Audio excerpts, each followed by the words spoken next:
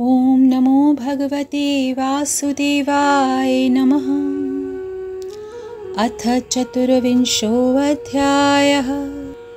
पिछले अध्याय में आपने सुना कि किस प्रकार मनुपुत्री देवहूति ने महर्षि कर्दम से संसार बंधन से छूटने की इच्छा प्रकट की। अब उससे आगे की कथा इस प्रकार है। श्री मैत्रेय जी कहते हैं, उत्तम गुणों से सुशोभित मनु कुमारी देवहूति ने जब ऐसी वैराग्य युक्त बातें कहीं, तब कर्दम मुनि को भगवान विष्णु के कथन का स्मरण हो आया और उन्होंने उससे कहा। कर्दम जी बोले, दोष रहित राजकुमारी, तुम अपने विषय में इस प्रकार खेद न करो। तुम्हारे गर्भ में अविनाशी भगवान विष्णु शीघ्र ही पधारेंगे। प्रिय, तुमने अनेक प्रकार के व्रतों का पालन किया है, अतः तुम्हारा कल्याण होगा। अब तुम संयम, नियम, तप और दान आदि करती हुई श्रद्धा पूर्वक भगवान का भजन करो।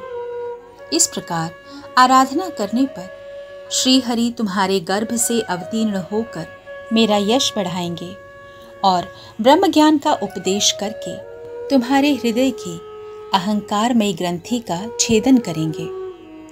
श्री मैत्रेय जी कहते हैं, विदुर जी, प्रजापति कर्दम के आदेश में गौरव बुद्धि होने से देवहूति ने उस पर पूर्ण विश्वास किया और वह निर्विकार जगत गुरु भगवान श्री पुरुषोत्तम की आराधना करने लगी।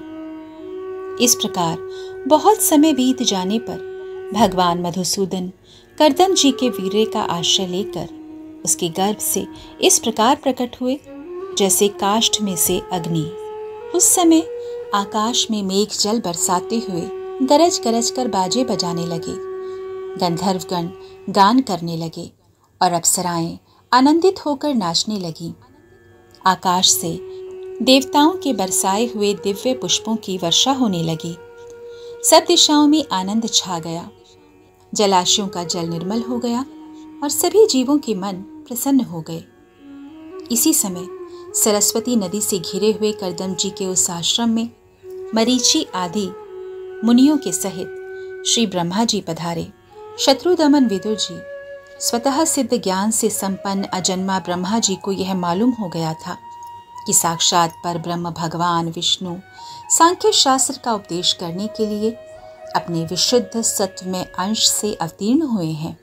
अतः भगवान जिस कार्य को करना चाहते थे उसका उन्होंने विशुद्ध चित्त से अनुमोदन एवं आदर किया और अपनी संपूर्ण इंद्रियों से प्रसन्नता प्रकट करते हुए कर्दम जी से इस प्रकार कहा। श्री ब्रह्मा जी ने कहा, प्रिय कर्दम, तुम दूसरों को मान देने वाले हो। तुमने मेरा सम्मान करते हुए जो मेरी आज्ञा का पालन किया है, इससे तुम्हारे द्वारा निष्कपट भाव से मेरी पूजा संपन्न हुई है। पुत्रों को अपने पिता की सबसे बड़ी सेवा यही करनी चाहिए कि जो आज्ञा ऐसा कहकर आदरपूर्वक उनके आदेश को स्वीकार करें। बेटा, तुम सभ्य हो। तुम्हारी ये सुंदरी कन्याएं अपने वंशों द्वारा इस सृष्टि को अनेक प्रकार से बढ़ाएंगी। अब तुम इन मरीचि आदि मुनिवरों को इनके स्वभाव और रुचि के अनुसार अपनी कन्याएं समर्पित कर दो और संसार में अपना सुयश फैलाओ। मुने, मैं जानता हूँ जो संपूर्ण प्राणियों की निधि हैं, उनके अभीष्ट मनोरथ पूर्ण करने वाले हैं, वे ही आदि पुरुष श्री नारायण अपनी योग माया से कपिल के रूप में अवतीर्ण हुए हैं।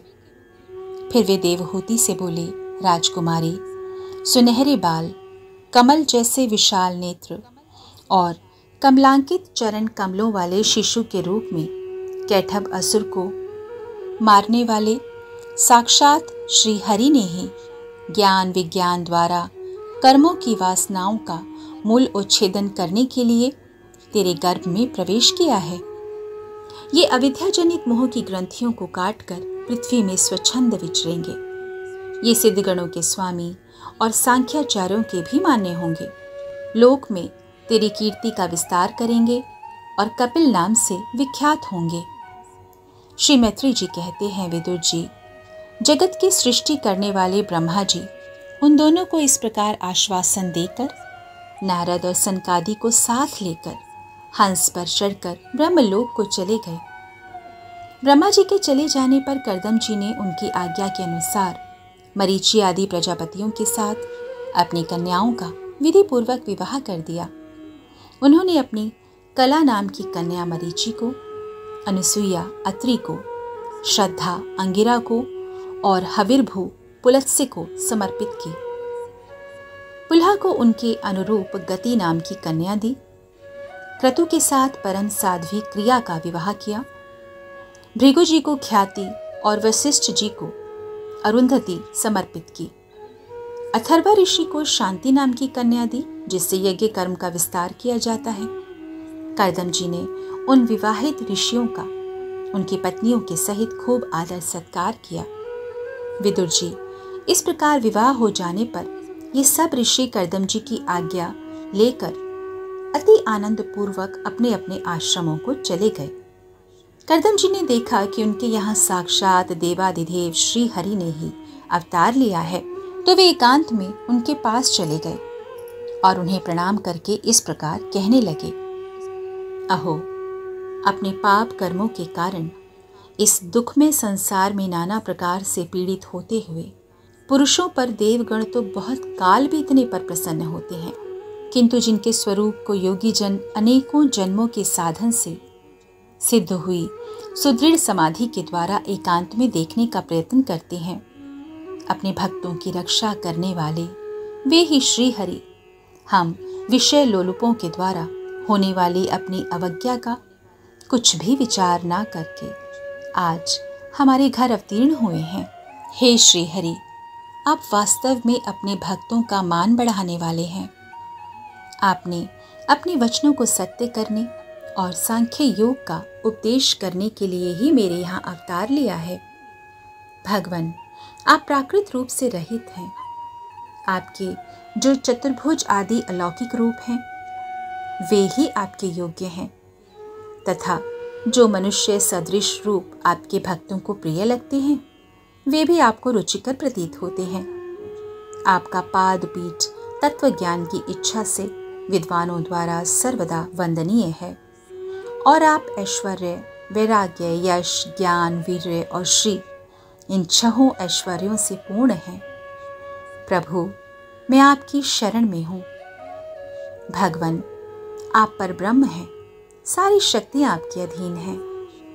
प्रकृति, पुरुष, महतत्व, काल, त्रिविध, अहंकार, समस्त लोक एवं लोकपालों के रूप में आप ही प्रकट हैं, तथा आप सर्वज्ञ परमात्मा ही इस सारे प्रपंच को चेतन शक्ति के द्वारा अपने में लीन कर लेते हैं।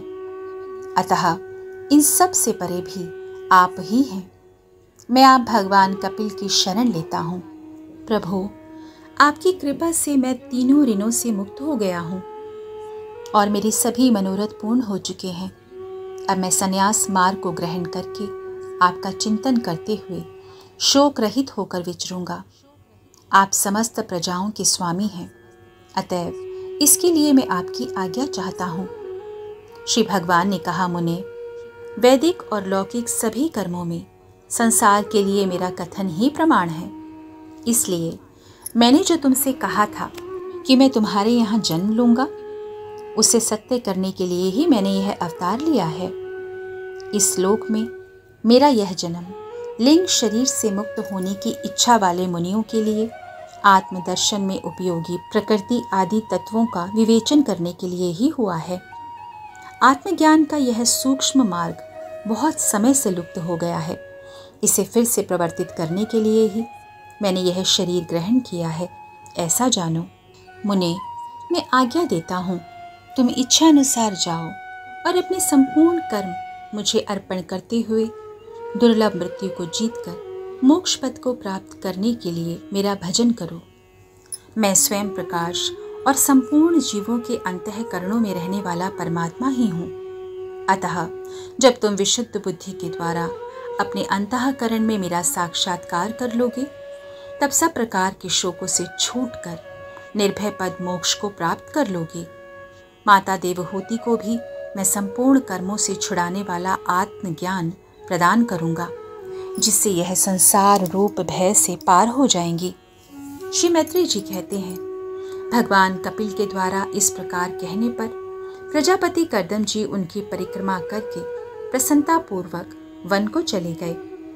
वहां अहिंसा एवं संन्यास धर्म का पालन करते हुए वे एकमात्र श्री भगवान की ही शरण हो गए तथा अग्नि और आश्रम का त्याग करके निसंग भाव से पृथ्वी पर विचरने लगे। जो कार्य कारण से अतीत है, सत्वादी गुणों का प्रकाशक एवं निर्गुण है और अनन्य भक्ति से ही प्रत्यक्ष होता है, उस परब्रह्म में उन्होंने अपना मन लगा दिया। वे अहंकार, ममता और सुख दुख आदि द्वंद्वों से छूटकर समदर्शी, भेद दृष्टि से रहित हो गए और सब में अपने आत्मा को ही देखने लगे। उनकी बुद्धि अंतर्मुख एवं शांत हो गई। उस समय धीर कर्दम जी शांत लहरों के समुद्र के समान जान पड़ने लगे। परम भक्ति भाव के द्वारा सर्व अंतर्यामी सर्वज्ञ श्री वासुदेव में चित्त स्थिर हो जाने से वे सारे बंधनों से मुक्त हो गए। संपूर्ण भूतों में अपने आत्मा श्री भगवान को और संपूर्ण भूतों को आत्म स्वरूप श्री हरि में ही स्थिर देखने लगे। इस प्रकार इच्छा और द्वेष से रहित, सर्वत्र समबुद्धि और भगवत भक्ति से संपन्न होकर श्री कर्दम जी ने भगवान का परम पद प्राप्त कर लिया। 24वां अध्याय समाप्त हुआ। हरे कृष्ण कृष्ण कृष्ण हरे हरे, हरे राम राम राम हरे हरे।